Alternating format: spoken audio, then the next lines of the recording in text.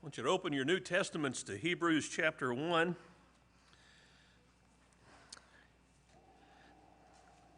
Don't forget, if you have prayer requests, you can write them on the blue cards and pass them towards the center aisle. This evening, there will be no invitation song, but rather, as soon as I'm finished with the lesson, Steve will come up and lead us in our shepherd's prayer and address those requests made on the blue cards. So if you have some, go ahead and fill those out and get them towards the center aisle.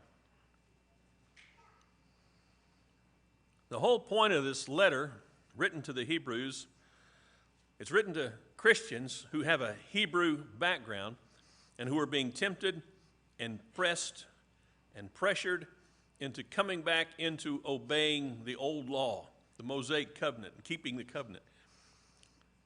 And the writer is expressing to them how much more superior Jesus is and the new covenant over the old. That's the whole point of this letter, and for them to stay faithful. But in the process of all of that encouragement and admonition, that's a wonderful religious word we use, kind of a word we don't use much in anywhere else, but an admonition is like a friendly warning. It's an encouragement. It's an exhortation. We use exhortation all the time, don't we? But exhorting someone is that kind of a thing, encouraging them to do what's right, what's best. In the process of that, the writer says some interesting things about angels. In the first chapter and in the 13th chapter, which is the last chapter, and there's some pretty good lessons, I think, we can learn from what he has to say about angels. First off, look at verse 4.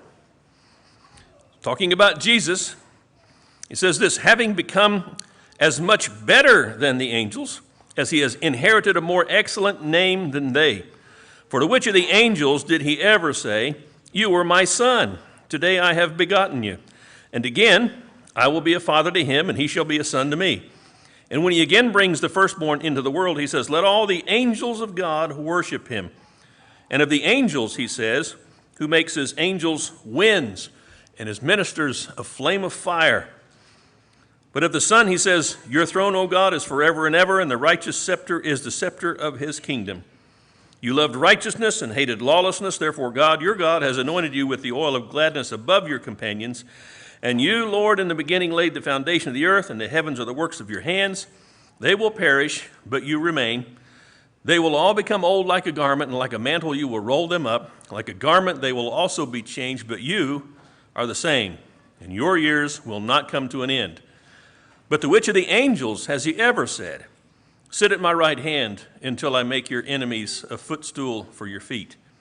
Are the angels, not all ministering spirits sent out to render service for the sake of those who will inherit salvation? So the writer tells us a lot of things about angels. Now the point is not to give us a theology of angels. The point is to show how far superior Jesus is to anything God has ever done through the angels. And he makes that point very well. But in the process, he does give us some information about angels we wouldn't have had before. What's the last thing he says in chapter 1? He gives us the job, if you will, the job description of angels. What are angels in God's eyes? They are ministering spirits. And they're sent out to minister to those who are heirs of salvation. That's us. By the grace of God, that is us. We are heirs of salvation, and God has sent his angels to minister to us. That's pretty neat. Now, keep a finger in Hebrews and go to Matthew chapter 18. Jesus mentions this very idea of angels in connection with individuals and their ministry for them.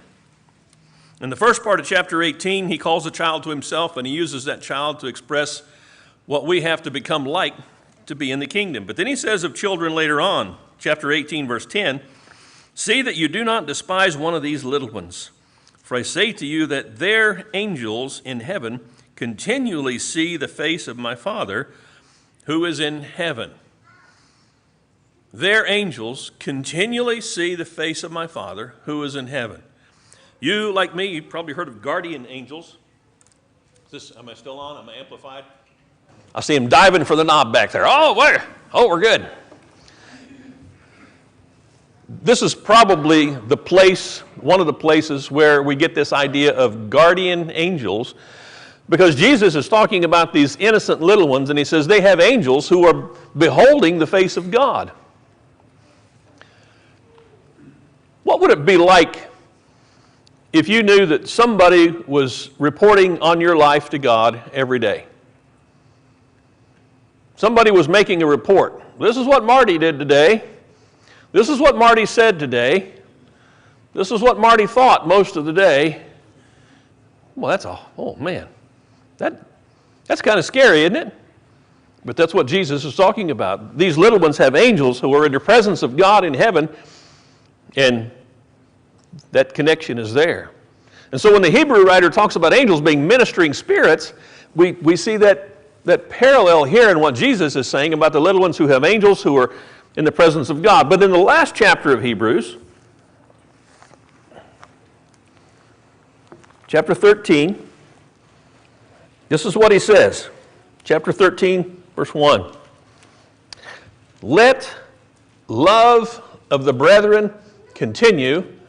And then he says, do not neglect to show hospitality to strangers, for by this some have entertained angels without knowing it. Now, if you're familiar with the book of Genesis, you probably understand this to be a reference to what Abraham did.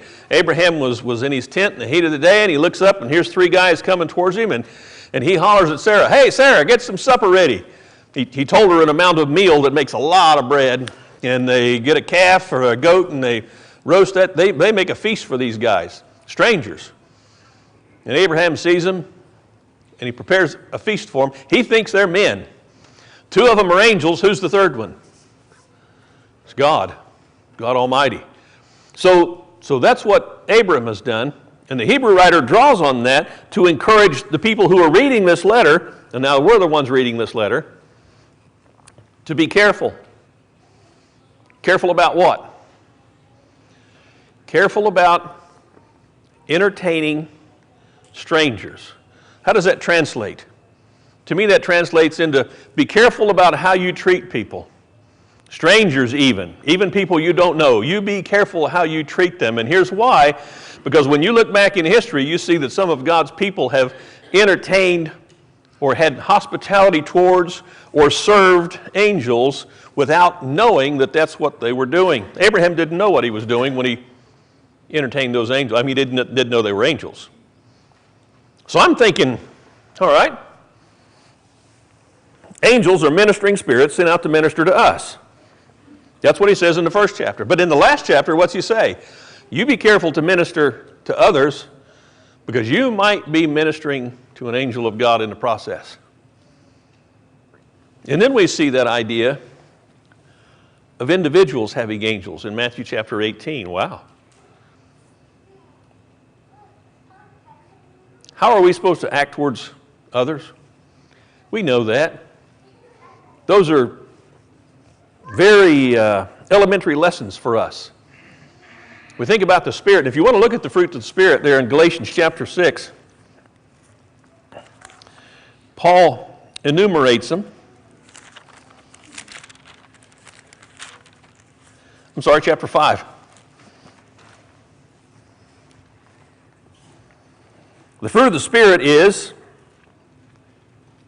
I'll read these off, you can read them with me, but here's what I want you to think about when you see the fruit of the Spirit. How many of these fruits of the Spirit can be exercised, if you will, without somebody else? How many of these can be exercised just all by yourself? That's the question. The fruit of the Spirit is love, joy, peace, patience, kindness, goodness, faithfulness, gentleness, and self-control. We know those are the fruits of the Spirit, but the question is, how many of those can we practice all by ourselves? I suppose it's possible to have joy and peace all by yourself. I mean, we have to have that individually. And self-control. Yeah, we got to have self-control on an individual basis, but the rest of them, I think, those are things that you can only really express with someone else or to someone else. Love, of course you can love yourself, but what's the second greatest commandment? Love your neighbor as yourself. What about patience?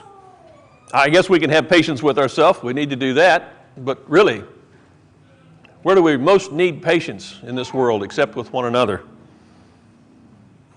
Facebook introduces a whole new need for patience. Gentleness. You can be gentle with yourself, but the idea, I believe, is to be gentle with others.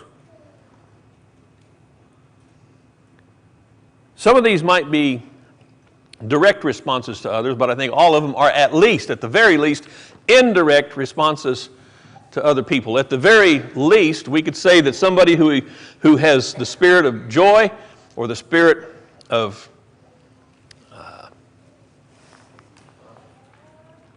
peace, that's the one I was looking for. You can have those by yourself, but if you know people who are filled with joy, if you know people who have peace, it spills over into your life, doesn't it, into your influence and making your world better if the people you work with, the people you rub shoulders with, the people in your family have joy and have peace. You can have it with yourself, but the benefit is for others. The point of this, point I want to make tonight in this devotional lesson,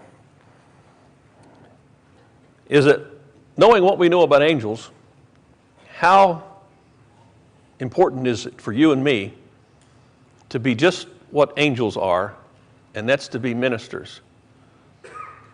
Ministers, ministering to those who are heirs of salvation, but not just those who are heirs of salvation, but to everyone, to strangers. That's where chapter 13 comes in. Serving those who are even strangers, because you don't know when you might serve angels unaware. Probably you've heard a lot of stories from people who think they served angels. I think everybody's got one or two. But I don't know why God would put that in Hebrews if it wasn't a possibility. How about you? So let that be our encouragement tonight, to have a renewed vigor for service, a renewed vigor for living out the fruit of the Spirit in our life, so that we might, as angels are to us ministering, minister to others, because we never know when we're going to be ministering to someone whose angel is beholding the face of God. Thank you. And I hope, like James said, this is something we can take and put into practice in our everyday life. Steve?